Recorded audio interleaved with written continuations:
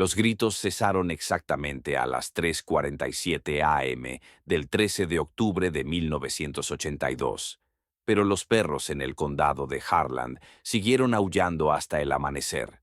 No fue la primera vez que el silencio caía como una hoja afilada a través de las montañas Cumberland, cortando el aire nocturno, espeso con polvo frío y secretos que se pudrían en el vientre de los Hollows.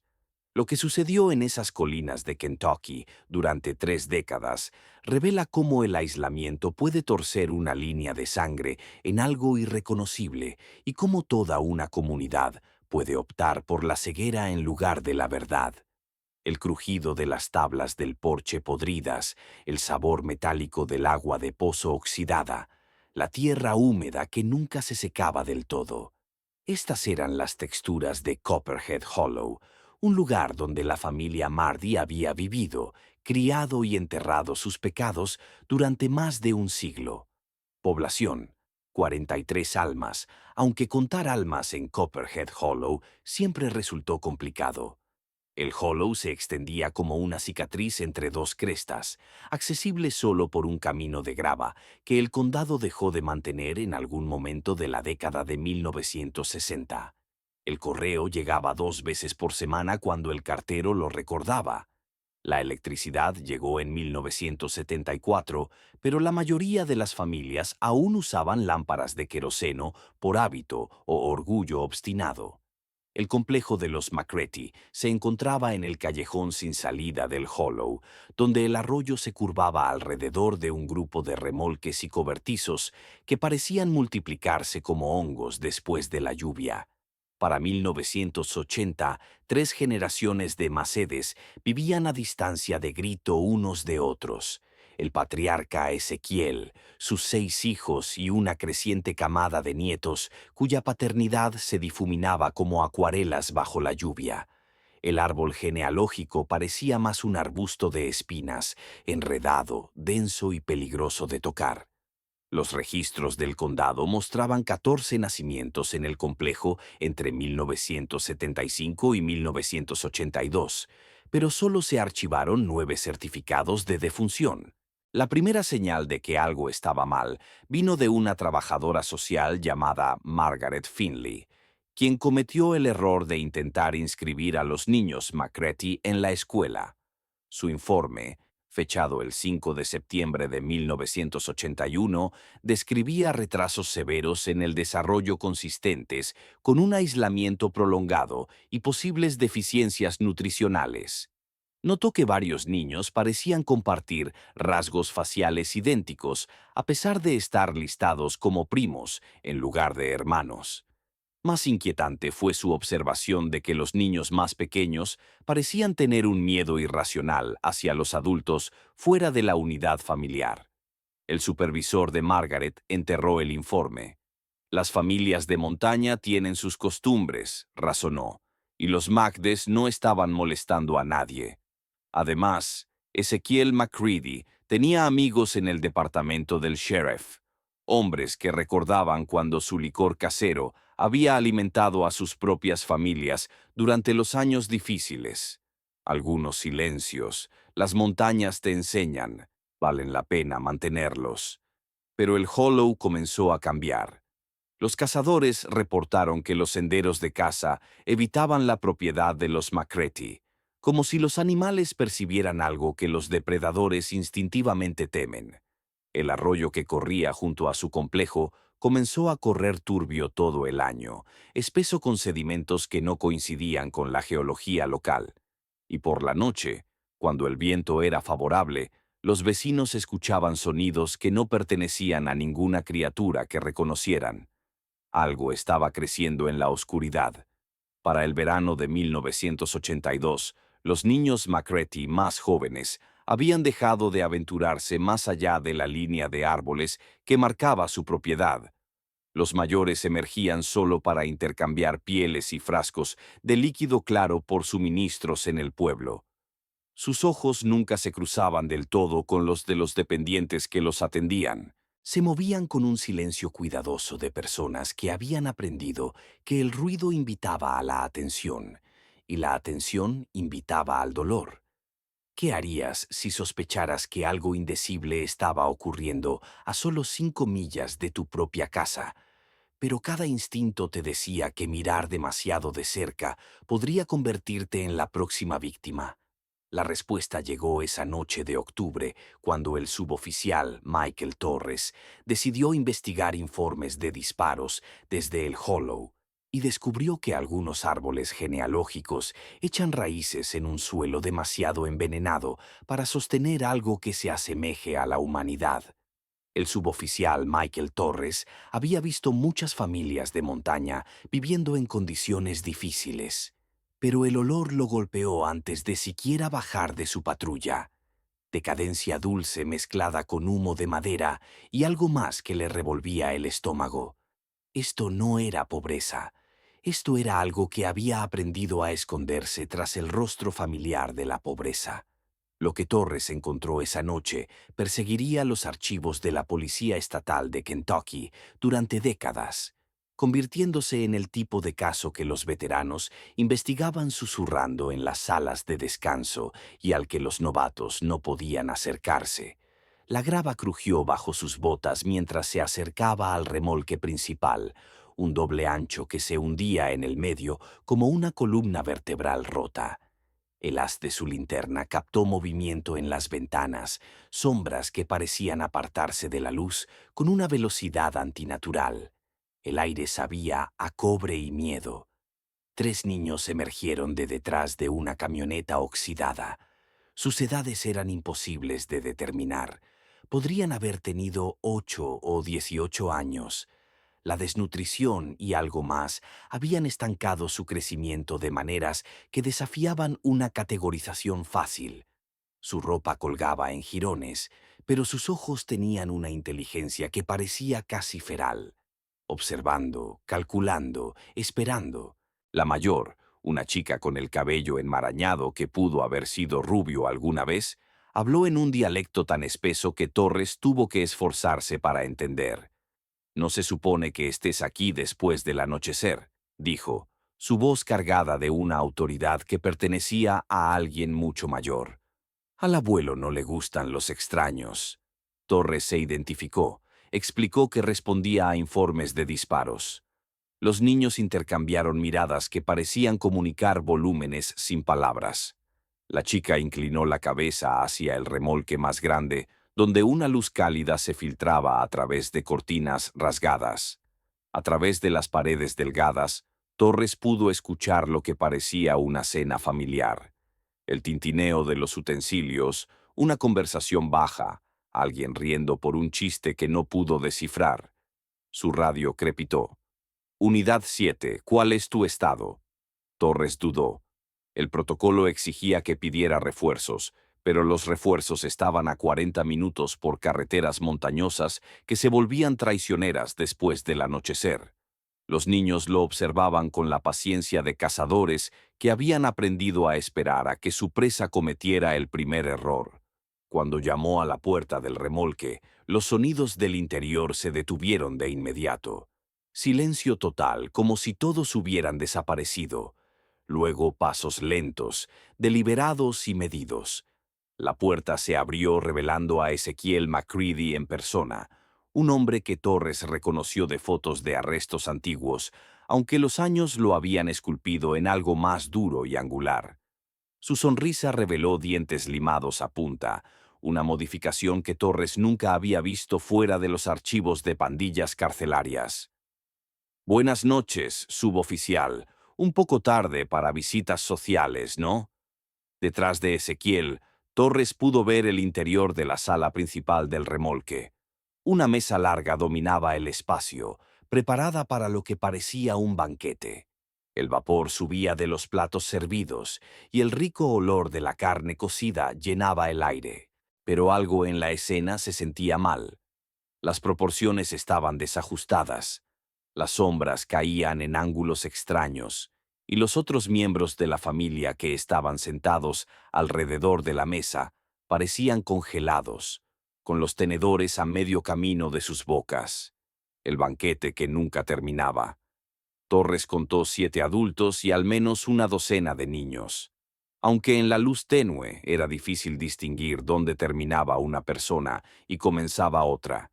Estaban tan juntos que podrían haber sido maniquíes, excepto por sus ojos, que seguían cada movimiento suyo con la atención enfocada de depredadores, evaluando una posible comida. Solo verificando informes de disparos, logró decir Torres, su mano instintivamente moviéndose hacia su arma de servicio, asegurándose de que todos estén a salvo. Los dientes limados de Ezequiel captaron la luz mientras su sonrisa se ensanchaba. Seguros como en casa, suboficial, solo haciendo un poco de caza nocturna. Estas montañas están llenas de cosas que solo salen después del anochecer. La declaración quedó suspendida en el aire como humo de un funeral. Torres sabía que debería presionar más, exigir registrar la propiedad, afirmar su autoridad como oficial de la ley. Pero los ojos que lo observaban desde el interior del remolque tenían un hambre que trascendía la mera pobreza o desesperación. Esto era algo que había estado alimentándose durante mucho tiempo y había desarrollado un gusto por más que solo los ciervos y conejos que vagan por estas colinas. ¿Qué hace un hombre de ley cuando se da cuenta de que algunas leyes nunca fueron destinadas a alcanzar ciertos rincones oscuros del mundo? Mientras retrocedía hacia su patrulla, captó algo que aparecería en sus pesadillas durante años: una bicicleta infantil parcialmente enterrada detrás del remolque principal. Sus pequeñas ruedas aún giraban lentamente con la brisa de la montaña. La bicicleta pertenecía a Amy Chen, de 7 años, quien había desaparecido de un campamento cerca del parque estatal Pine Mountain 6 meses antes. Torres la reconoció de inmediato. El marco púrpura con cintas plateadas que había sido pegado en cada folleto de personas desaparecidas en el este de Kentucky. Esta sola pieza de evidencia transformó lo que podría haber sido descartado como excentricidad montañesa en algo mucho más siniestro, conectando el complejo de los McCready con una serie de desapariciones que se remontaban casi 2 décadas. Torres fotografió la bicicleta con manos que temblaban a pesar de sus años de entrenamiento.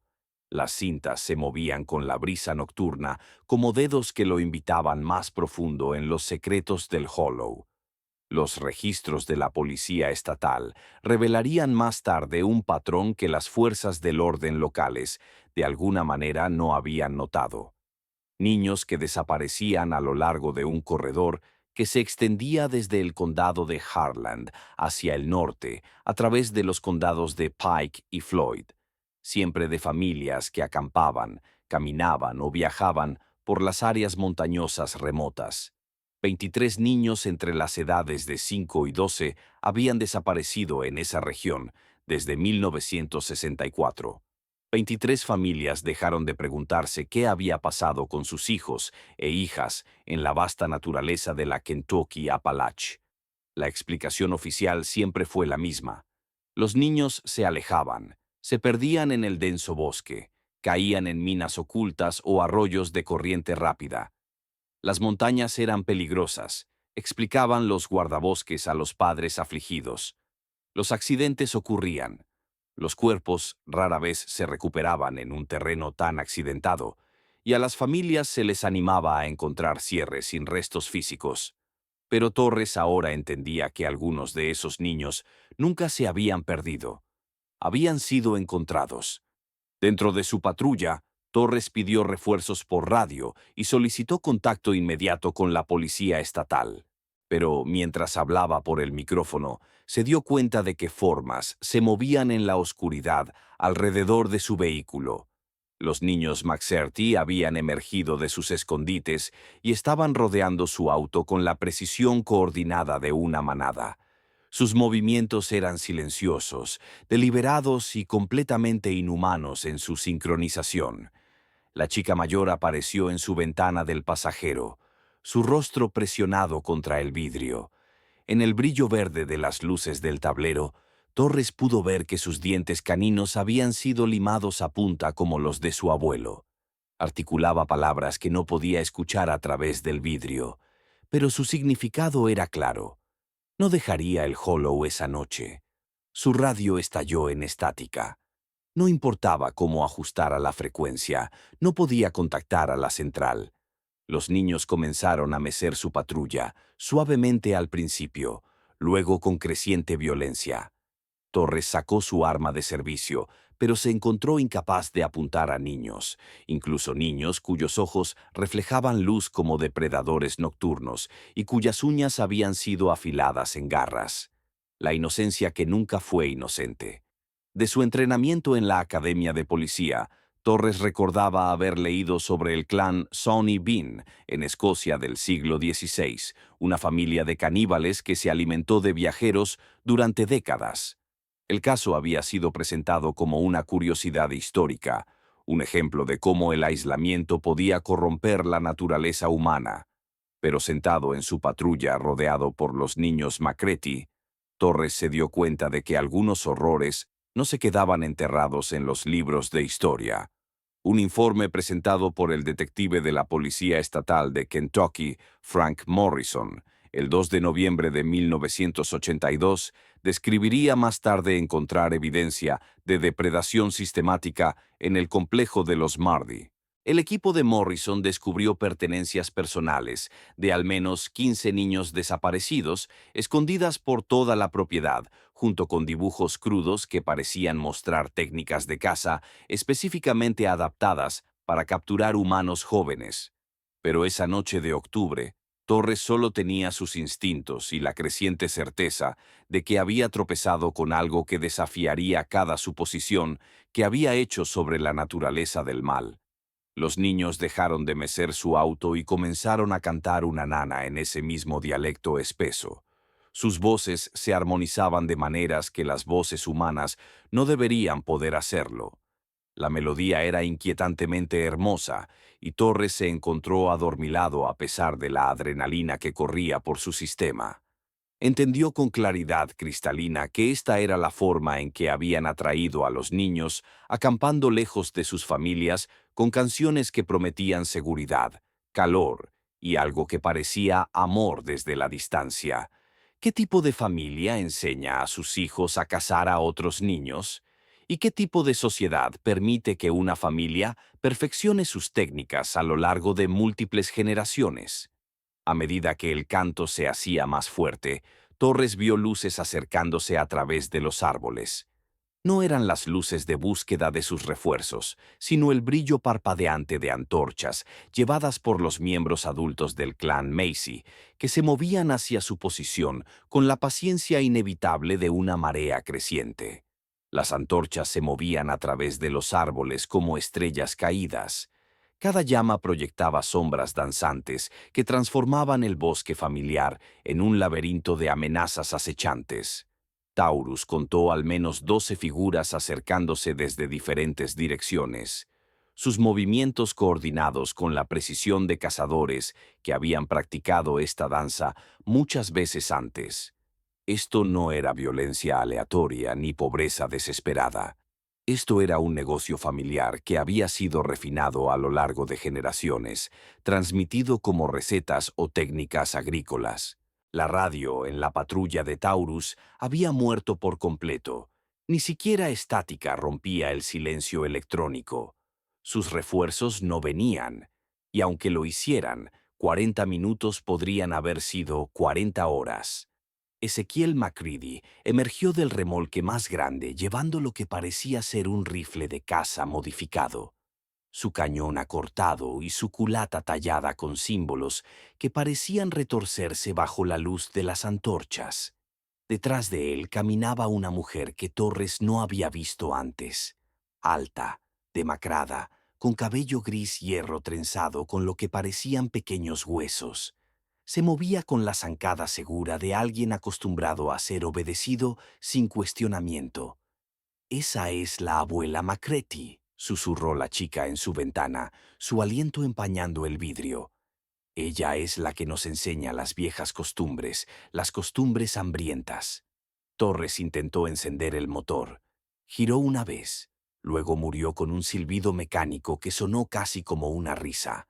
Los niños comenzaron a retroceder de su auto. su trabajo aparentemente terminado. Lo que sea que hubieran hecho para deshabilitar su vehículo, lo habían hecho silenciosa y eficientemente mientras él estaba distraído por su canto.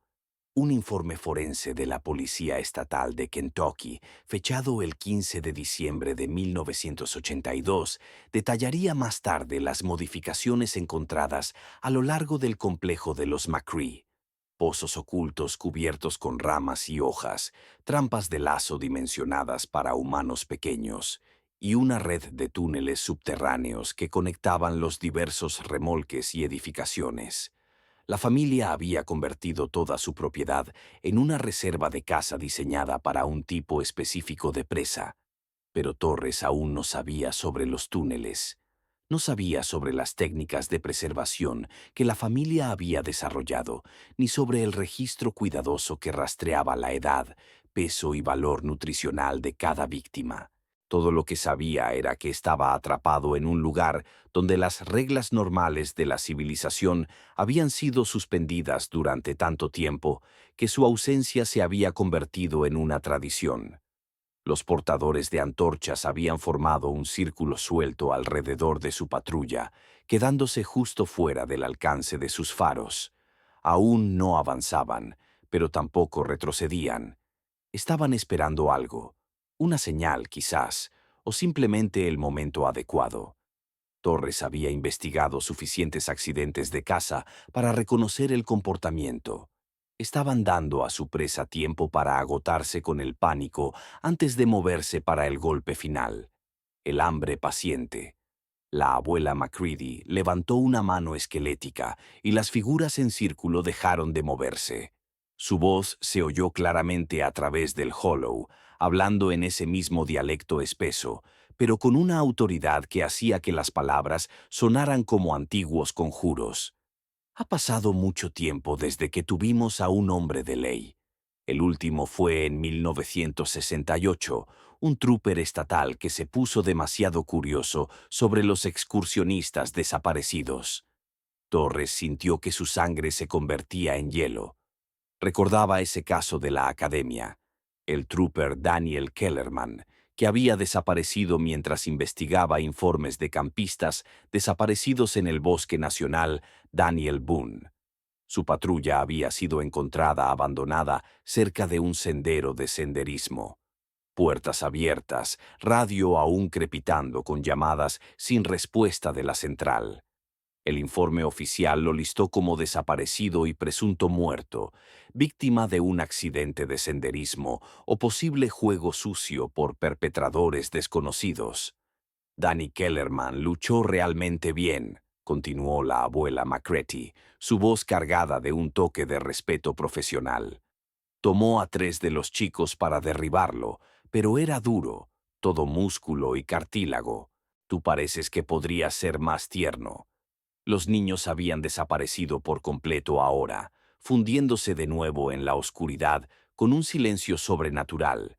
Torres entendió que tomarían posiciones alrededor de su vehículo, cortando cualquier posible ruta de escape. Esta familia había estado perfeccionando sus técnicas de caza durante décadas, y él estaba a punto de convertirse en su última prueba de campo.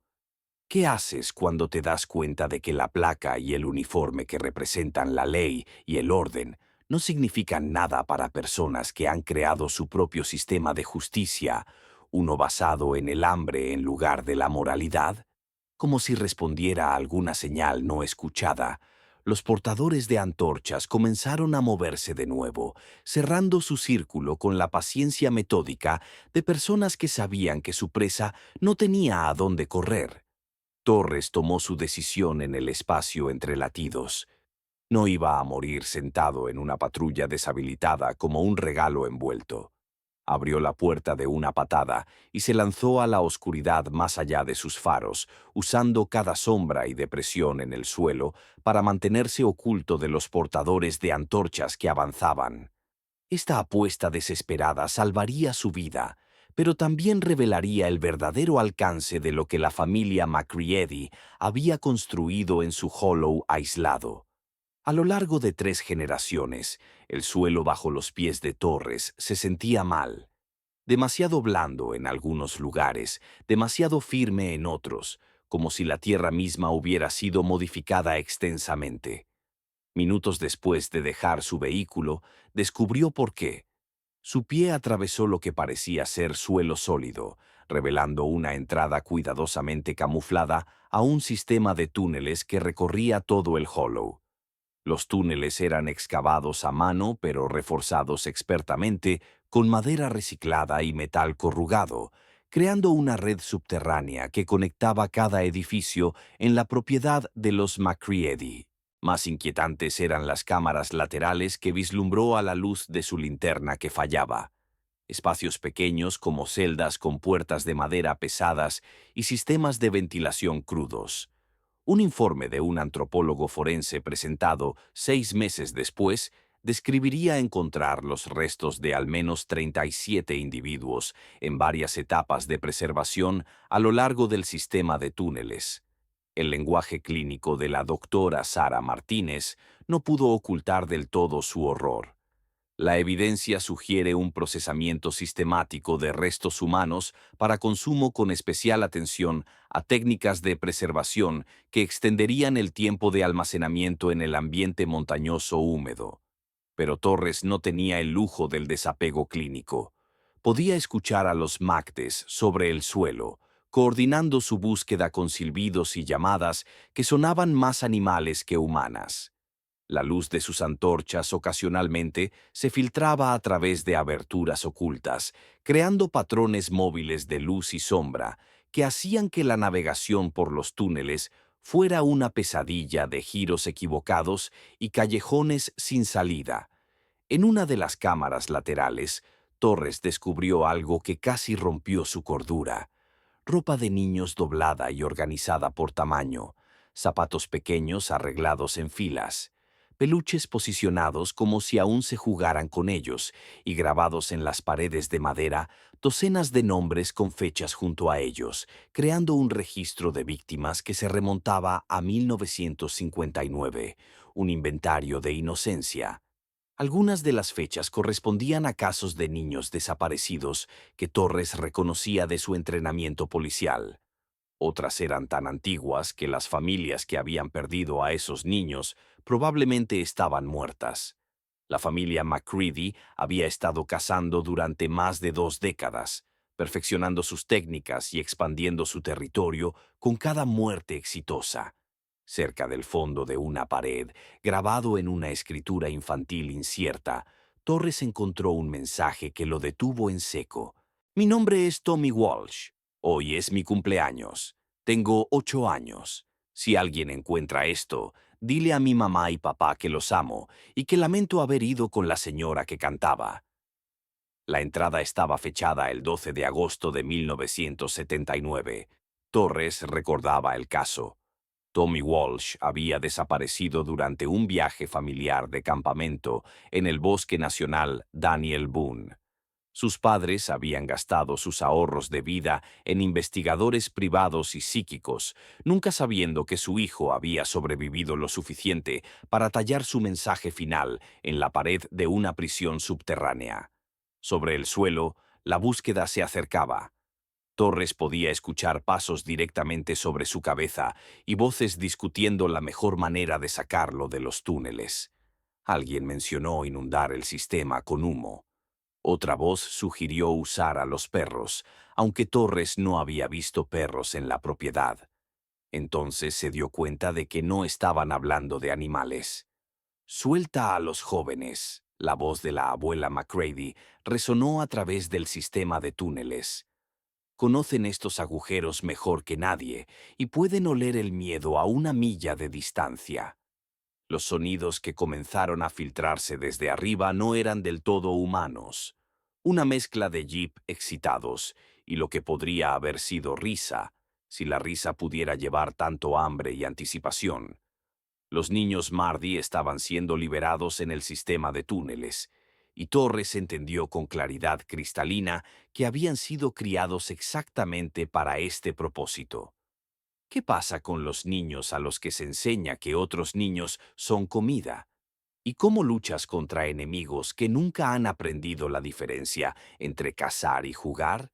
A lo lejos, Torres podía escucharlos acercarse, el rasguño de manos y pies pequeños moviéndose a través de los túneles con la confianza de criaturas que habían pasado toda su vida en este laberinto subterráneo. Los sonidos que se aproximaban a través de los túneles no eran del todo pasos ni del todo gateo, algo intermedio que hacía que la piel de Torres se erizara con un dread evolutivo. Los niños Macretti se movían a través de su dominio subterráneo con la gracia fluida de criaturas perfectamente adaptadas a su entorno. Este era su verdadero hogar, no los remolques destartalados sobre el suelo que servían meramente como camuflaje para visitantes externos. Aquí abajo, en la oscuridad, los niños habían sido transformados en algo que pertenecía más a las pesadillas que a cualquier versión reconocible de la sociedad humana. Sus ojos se habían adaptado a la penumbra perpetua. Su oído se había agudizado para detectar el menor movimiento, y su comprensión de la moralidad había sido moldeada por lecciones que ningún niño debería aprender jamás. Torres se presionó contra un nicho estrecho e intentó controlar su respiración mientras pequeñas formas pasaban volando por el túnel más allá. Se comunicaban en susurros y clics que parecían funcionar como un lenguaje completo, coordinando su búsqueda con la eficiencia de una unidad militar. Pero había algo más en sus voces: excitación, anticipación, el tipo de alegría que los niños normales podrían mostrar mientras juegan a las escondidas. Para ellos, esto era juego. La distinción entre cazar y jugar había sido borrada tan temprano en su desarrollo que literalmente no podían diferenciar entre acechar a un ciervo y acechar a un ser humano.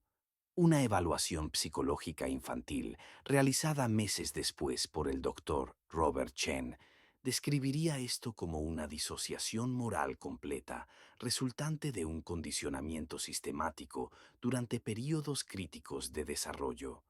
En el túnel principal, Torres podía escucharlos discutiendo estrategia en su peculiar dialecto.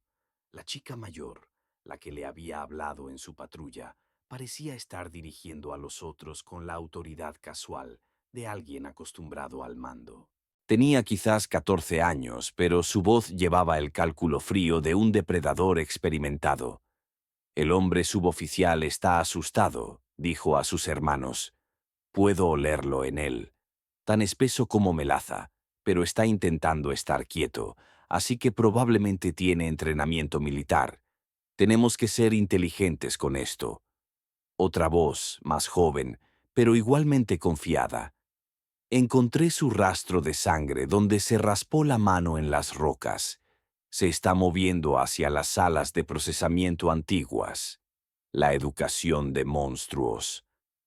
Torres se dio cuenta con creciente horror de que estaba sangrando por un corte que había sufrido al arrastrarse a través de la entrada del túnel. En la oscuridad no había notado la herida, pero los sentidos mejorados de los niños la habían captado de inmediato. Estaba dejando un rastro tan claro como migajas de pan, llevándolos directamente a su escondite. Un archivo de la Unidad de Análisis de Comportamiento del FBI compilado en 1983 detallaría más tarde el sofisticado condicionamiento psicológico que había creado a estos niños. La doctora Jennifer Hayes escribió: «Los sujetos muestran una ausencia completa de empatía por las víctimas fuera de su unidad familiar, combinada con una inteligencia táctica altamente desarrollada y comportamientos de caza en manada típicamente vistos solo en depredadores ápice». Pero el análisis académico no podía capturar el terror puro de ser cazado por niños que reían mientras planeaban tu muerte. Torres los oyó discutiendo qué túneles bloquear, cómo conducirlo hacia las salas de carne, y si debían tomarlo vivo o matarlo rápidamente. Sus voces tenían el mismo tono casual que los niños normales podrían usar al decidir qué juego jugar a continuación. La voz de la chica mayor venía ahora mucho más cerca. Encontré dónde se está escondiendo. Puedo oír su latido desde aquí. Suena como un conejo asustado. Torres se dio cuenta de que habían pinpointado su ubicación con una precisión aterradora. En desesperación comenzó a moverse más profundo en el sistema de túneles, esperando encontrar otra salida o al menos una posición más defendible. Pero cada giro parecía llevar a otro callejón sin salida o a otra cámara llena de evidencia de la matanza de décadas de la familia. En una sala descubrió lo que parecía ser una instalación de preservación primitiva pero efectiva. Ganchos, barriles de sal y herramientas de corte dispuestos con la precisión ordenada de una carnicería comercial. Las paredes estaban alineadas con dibujos crudos que parecían mostrar diferentes técnicas de desmembramiento, anotadas con la escritura cuidadosa de alguien que tomaba orgullo en su oficio. ¿Qué tipo de familia transmite conocimientos de carnicería humana de la manera en que las familias normales podrían compartir recetas o técnicas agrícolas? Detrás de él, Torres pudo escuchar que los niños habían detenido su persecución. Estaban susurrando entre sí, y había algo diferente en su tono.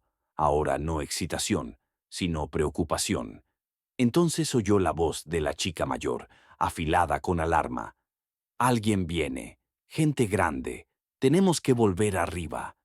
A través de las paredes del túnel, Taurus pudo escuchar el sonido distante de motores de vehículos y voces gritando. Sus refuerzos finalmente habían llegado. La caballería llegó en forma de 6 patrullas de la Policía Estatal de Kentucky y 2 vehículos del FBI, sus luces rojas y azules convirtiendo el Hollow en una pesadilla estroboscópica que reveló cuán extenso era realmente el complejo de los MacReady. Pero los agentes federales habían venido por razones que iban mucho más allá de un suboficial desaparecido. Esta redada fue el culmination de una investigación de 2 años que había conectado las desapariciones en el este de Kentucky con un patrón más amplio de casos de personas desaparecidas a través de 3 estados, todos vinculados por un hilo común. Familias que habían vivido fuera de la red durante generaciones, sustentadas por recursos que no podían explicarse por medios legítimos. Los Mocrates eran solo una rama de una red que se extendía profundamente en los rincones más aislados de la América Apalache. La agente especial, Patricia Valdés, había estado rastreando esta red desde 1980, cuando una auditoría rutinaria de informes de personas desaparecidas había revelado anomalías estadísticas que no podían explicarse por accidente o coincidencia. Demasiados niños desaparecían en áreas donde ciertas familias tenían reclamaciones históricas sobre grandes extensiones de tierra remota. Demasiadas de esas desapariciones seguían patrones similares. Familias acampando o caminando, niños que se alejaban de áreas supervisadas, búsquedas que no arrojaban evidencia física. La operación de esta noche fue nombrada Luna de Cosecha, una designación que resultaría sombríamente apropiada dado lo que los investigadores estaban a punto de descubrir. A medida que Torres emergía del sistema de túneles, cubierto de tierra y sangre y balbuceando sobre cámaras subterráneas llenas de ropa de niños, el alcance completo del horror comenzó a desplegarse.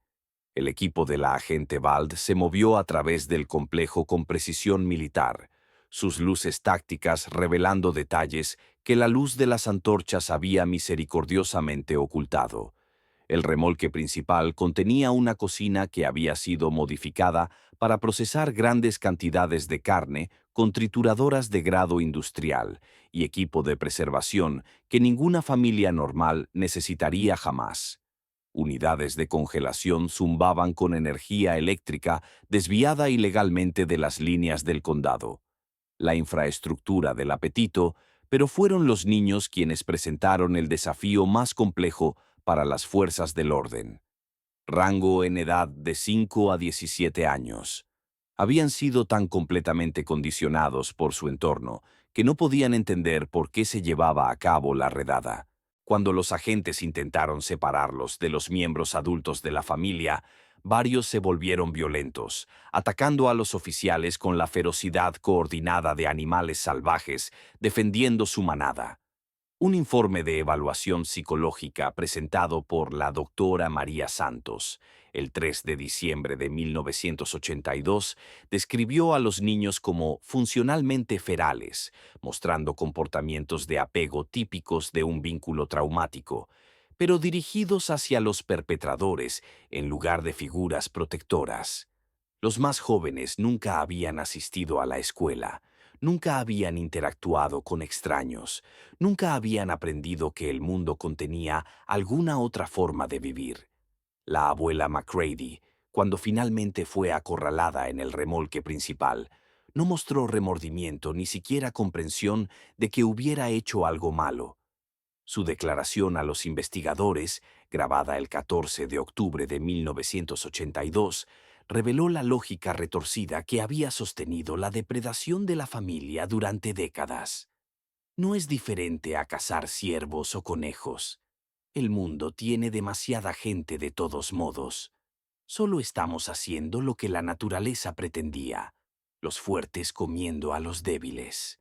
La evidencia recuperada del complejo llenó 3 instalaciones de almacén del FBI, pertenencias personales de víctimas que datan de los años 1950, registros detallados de cada muerte, incluyendo pesos, edades y lo que la familia denominó evaluaciones de calidad de carne, fotografías que documentaban la evolución de la familia desde una depredación oportunista ocasional hasta operaciones de caza sistemáticas.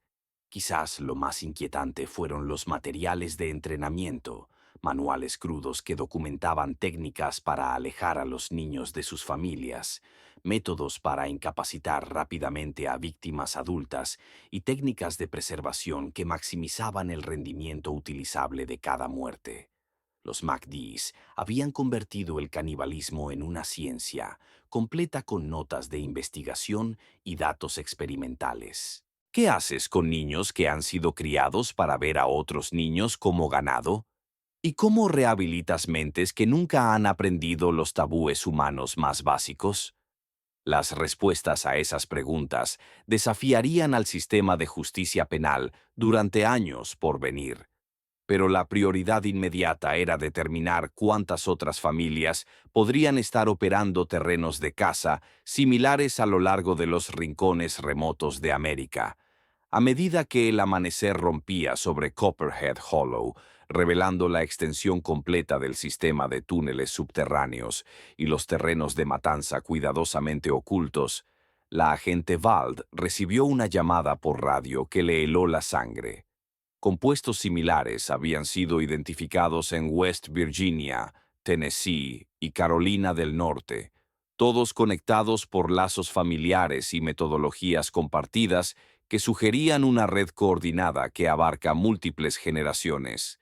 Las llamadas telefónicas comenzaron a llegar antes de que el sol hubiera salido completamente sobre el condado de Harlan.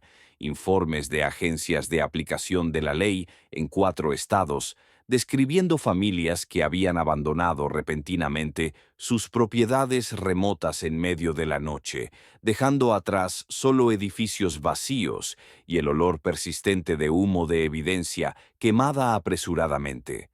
Este éxodo coordinado reveló el verdadero alcance de lo que los investigadores habían encontrado. No una familia aislada de caníbales, sino una red de clanes relacionados que habían compartido información, técnicas e incluso víctimas durante más de un siglo. Los MacDes eran solo la punta de un iceberg que se extendía profundamente en los rincones más olvidados de la cultura Apalache, donde el aislamiento había permitido que hambres antiguas evolucionaran en algo que se asemejaba a una religión primitiva. Los agentes federales descubrieron que la red operaba en un sistema de rotación. Cuando la presión de caza se volvía demasiado intensa en una área, las familias trasladaban sus operaciones a territorios controlados por clanes relacionados. Los niños que crecían en este sistema aprendían a pensar en toda la región montañosa como un solo terreno de caza con diferentes familias, controlando diferentes secciones, como señores feudales, dividiendo un reino medieval. La comunicación entre las familias había evolucionado más allá de la simple palabra hablada. Los investigadores encontraron evidencia de mensajes codificados transmitidos a través de canales aparentemente inocentes.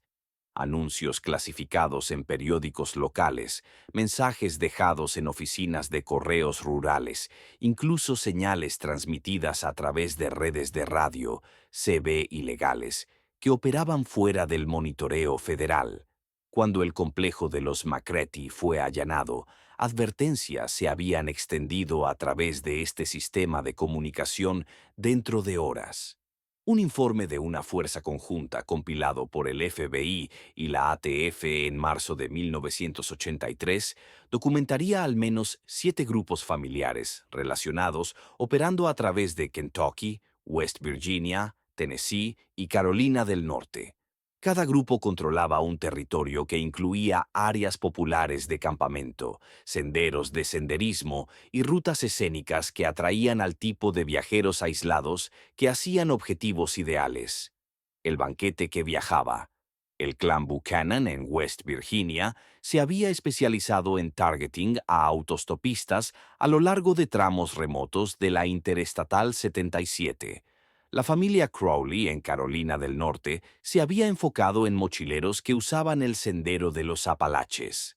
Cada grupo había desarrollado técnicas adaptadas a sus terrenos de caza específicos, pero todos compartían la misma metodología central: identificar a víctimas aisladas, atraerlas a ubicaciones remotas y deshacerse de la evidencia en áreas donde las búsquedas serían difíciles o imposibles. Lo que hizo que la red fuera particularmente difícil de detectar fue su atención cuidadosa a la selección de víctimas. Las familias elegían objetivos que no serían extrañados de inmediato: vagabundos, fugados, turistas de estados lejanos que no habían informado a nadie sobre sus planes de viaje.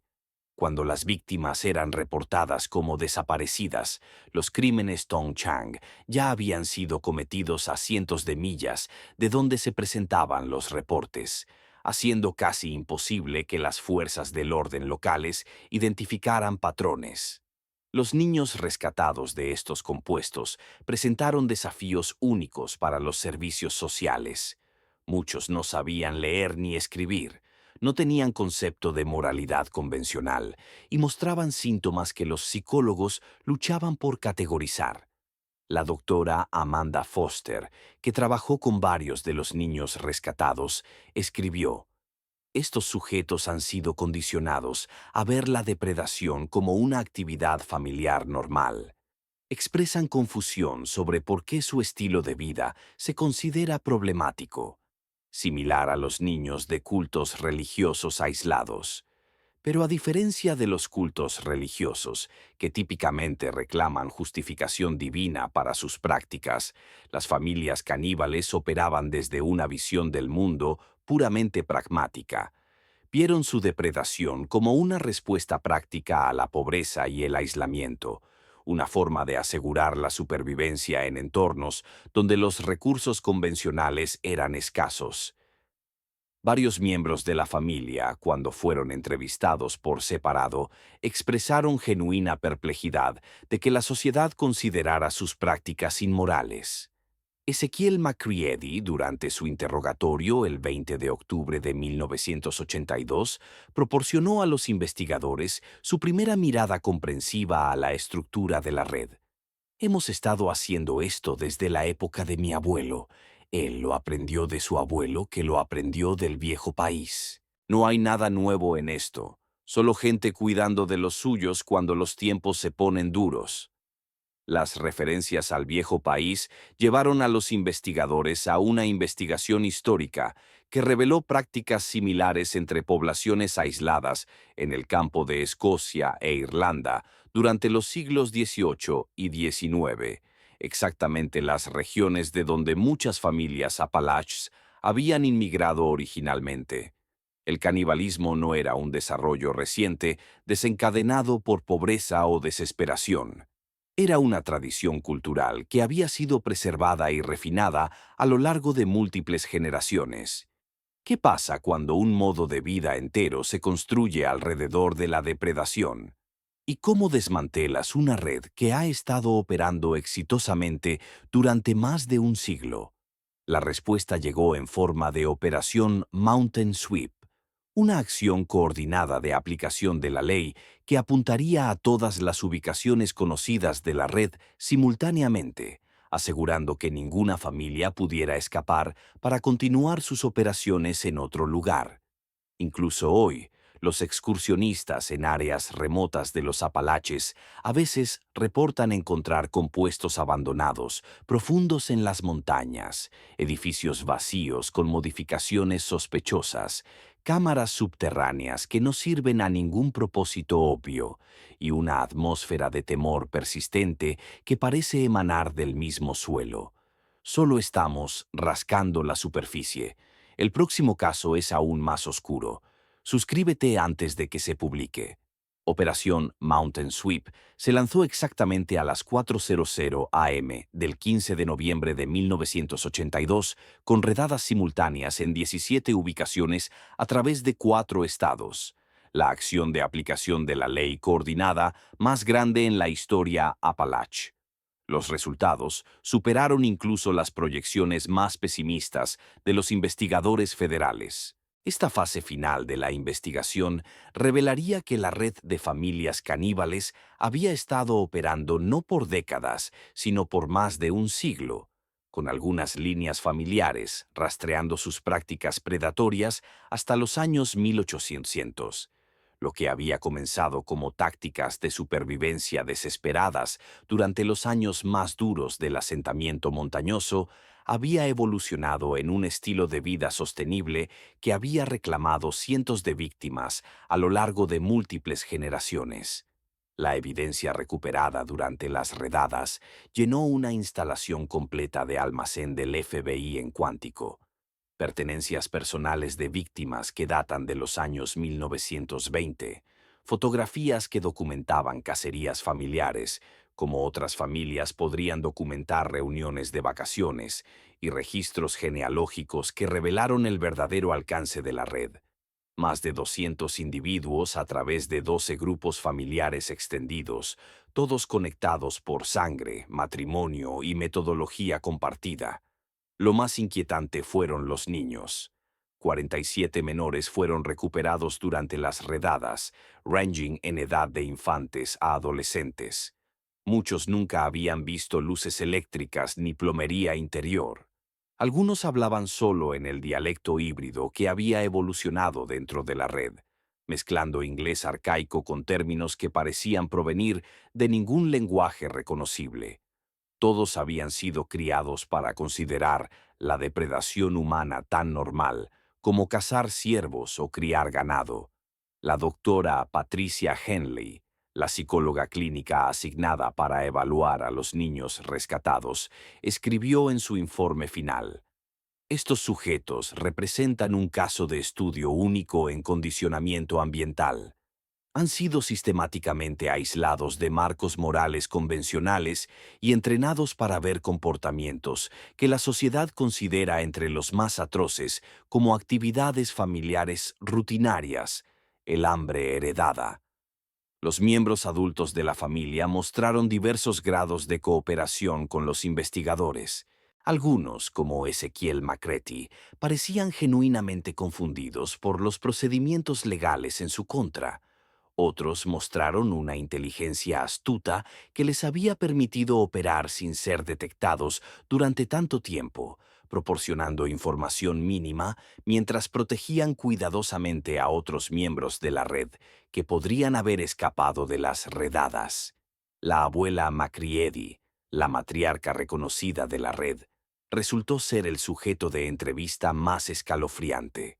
Su declaración a los agentes del FBI el 20 de noviembre de 1982 proporcionó la visión más clara sobre la mentalidad de la red.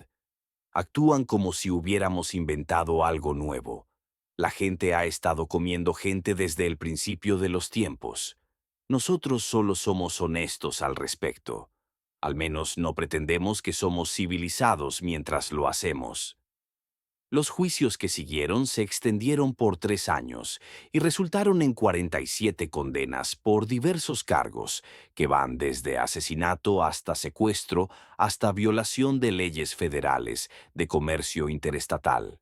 Pero los procedimientos legales no pudieron abordar las preguntas más grandes que el caso había planteado sobre la naturaleza de la civilización misma y cuán fácilmente las sociedades humanas podían revertir a comportamientos predatorios cuando estaban aisladas de la supervisión moral convencional.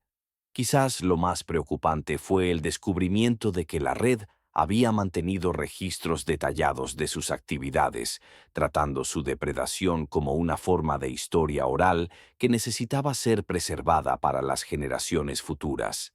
Los niños habían sido enseñados canciones que celebraban cacerías exitosas, historias que transmitían conocimiento táctico y rituales que reforzaban su separación del mundo blando más allá de las montañas.